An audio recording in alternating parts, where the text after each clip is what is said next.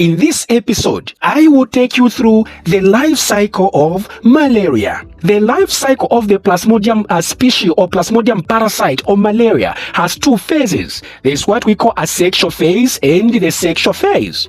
Asexual phase is also known as schizogony, and asexual phase or schizogony, it takes place in humans. Then the second phase is what we call the sexual phase, which is also called sporogony, and this one, it takes place within the intestinal tract of a mosquito. So the life cycle of malaria has two phases.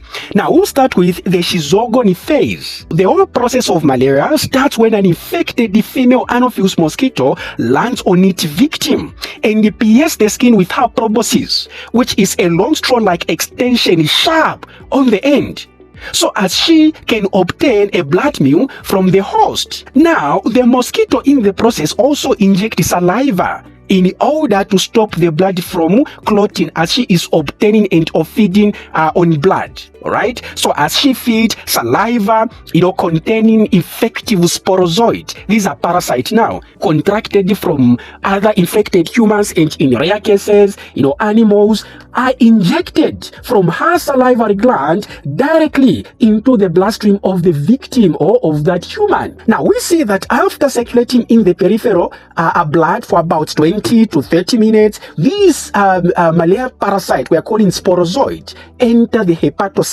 which are the liver cells, where they begin to multiply. Now in the hepatocyte, the sporozoids grow to form what we call the schizoid. And this stage is what we call exoerythrocytic stage.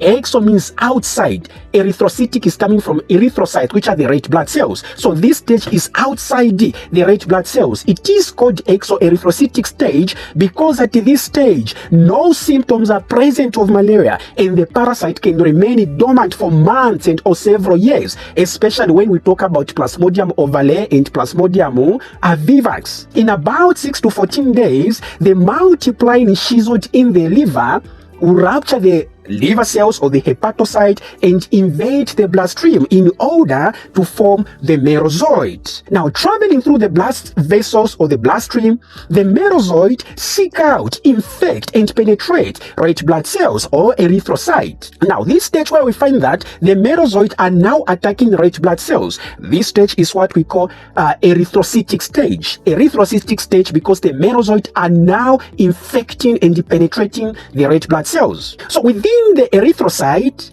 the merozoid parasite goes through a series of developmental stages. We see that the merozoid develop into a ring-form structure inside the red blood cells we call trophozoid. And this trophozoid further divide into segmented state known as the schizoid. Then the individual schizoid ruptures the erythrocyte or red blood cells and get released into the bloodstream for the second time. Remember, the first time the schizoid were released was in the liver, where they ruptured the liver cells to be released in the blood, into the blood circulation or bloodstream to be called a merozoid. Even at this stage, when the schizoid rupture the red blood cells, will be released into the bloodstream, and they will be called the merozoid once they go in the bloodstream.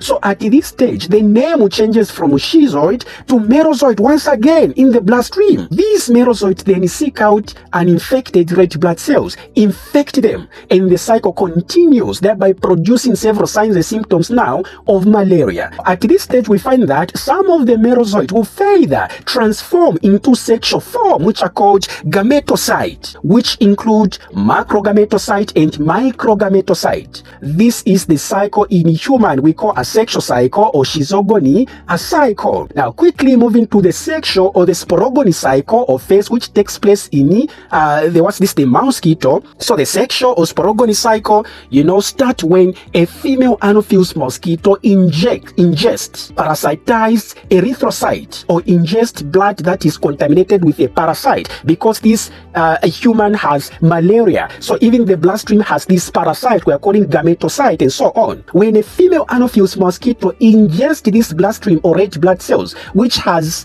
gametocyte, she too becomes infected with malaria because she's feeding blood which is infected with malaria. So the tiny drops of blood filling the mosquito stomach obtained from a blood meal is full of malaria parasite, which are called gametocyte, mature parasite. So the gametocyte in the stomach of the mosquito will undergo a process we call fertilization in order to form a zygote, meaning that the micro and macro gametocyte will come together in the stomach of the mosquito to form a zygote. Now the zygote mature to form ookinete. Ookinete further develops into oocyst, which will then move into the lining of the mosquito's stomach, and the oocyst then burst and release the sporozoid, which then migrate from the stomach lining to the salivary gland of the mosquito. So we see the sporozoid in the salivary glands of the mosquito. Now this means that the next time this infected Anopheles mosquito bite a victim,